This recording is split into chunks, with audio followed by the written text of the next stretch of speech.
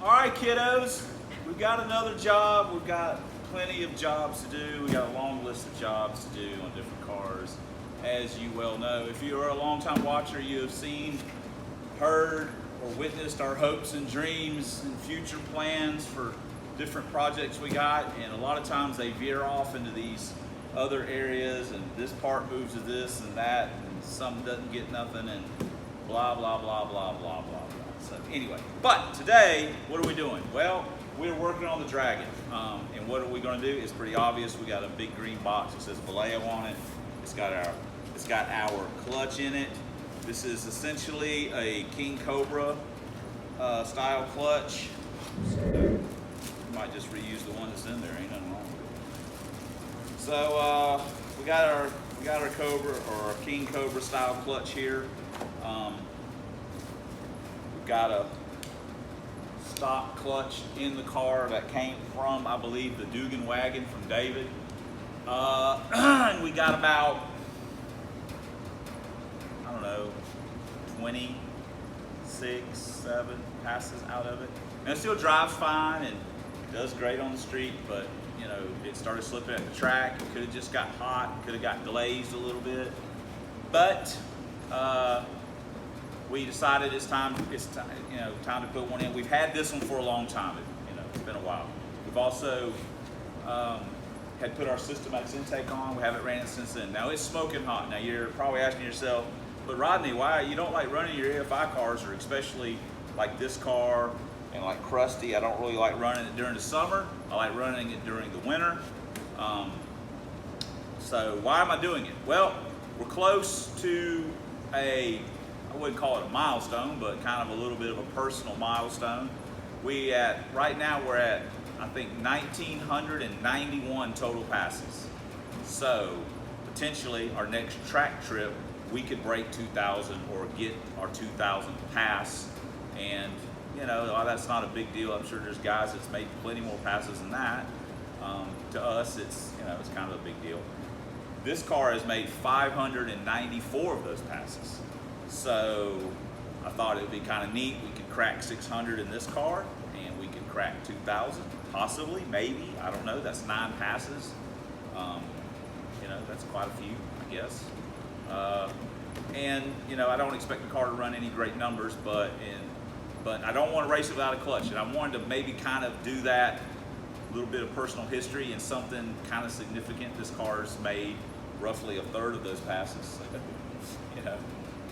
Figured, or at least a quarter of them. Figured I'd do it in this car. So anyway, that's what we're doing. We're gonna put this clutch in, and it's already getting really warm. So we won't get done with it today. I just got off work and tired. So I'll get it all jacked up, and hopefully we'll get the get the transmission and everything out. We'll see how far we get. So anyway, this is what we're doing. So let's get to it. Let's not talk about it. Let's be about it. All right. Go. Still a tiny bit in it. It's got a tiny bit, but I'm just going to leave it. All right, trans is out. Let's get the bell housing off. We've got the clutch out, and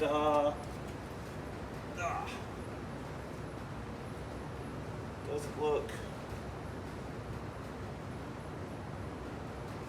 terrible. Pressure plate looks all right.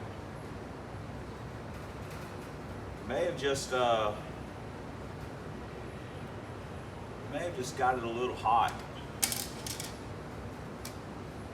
but don't matter. We'll put a new one in. Put a new one in. So you get some brake clean. And shoot, I guess we'll go and stick it. At least get that bolted in. All right, guys, just a quick update on an already crappy video that is basically just me doing a bunch of talking.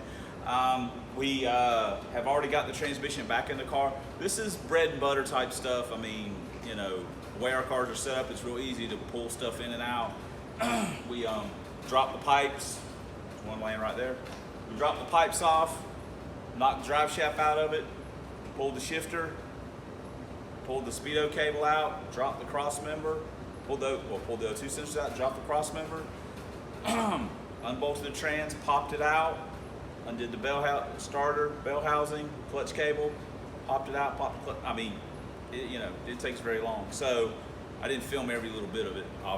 That's fairly obvious. But where we're at now is all we got left to do is we got to put the O2 sensors in, we got to put the drive shaft in it, we got to bolt the shifter on, we got to put the speedo cable in, adjust the clutch, and put the pipes on, and it's ready to go.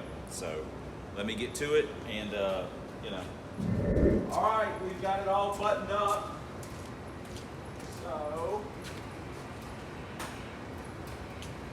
let's see what it does. It's gonna be loud, sorry.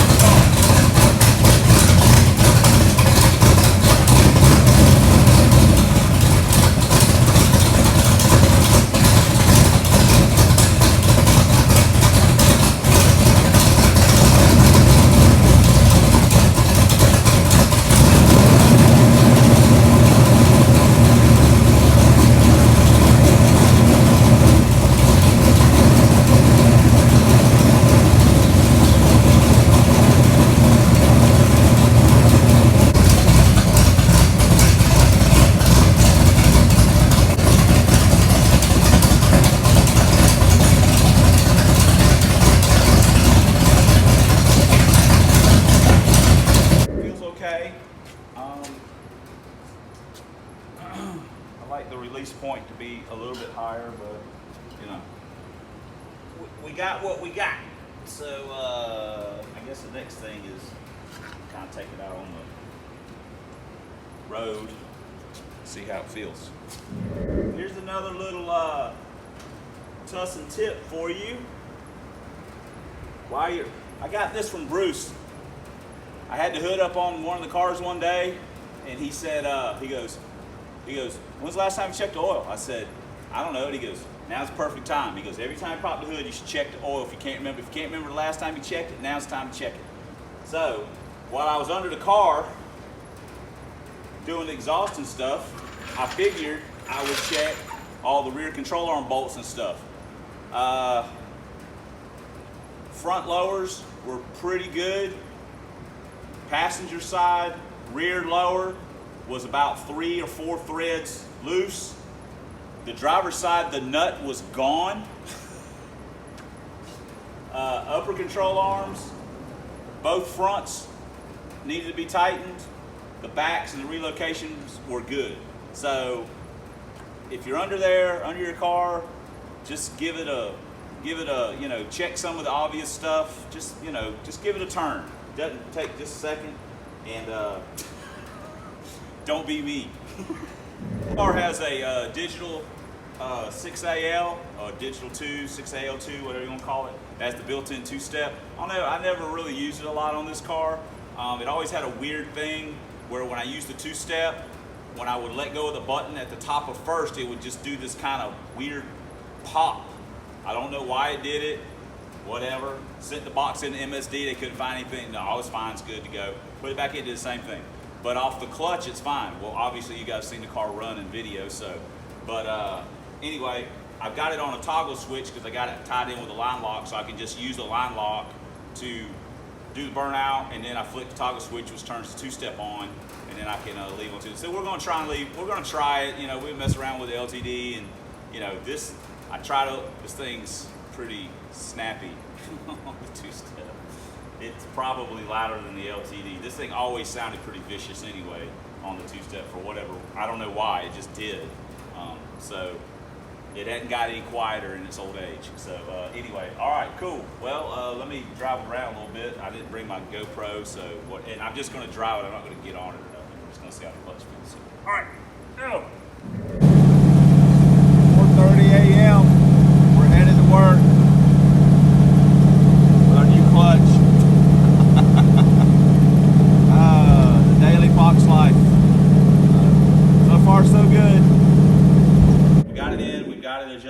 today, I think, and you know, we're going to try and drive it and put some miles on it before we take it to the track, and you know, it's going to maybe get 100 or 120, something like that, before we get up there, and we'll see how it goes. So that's it.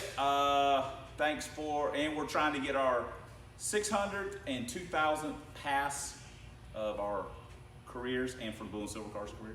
So maybe we'll achieve that, maybe we won't, who knows.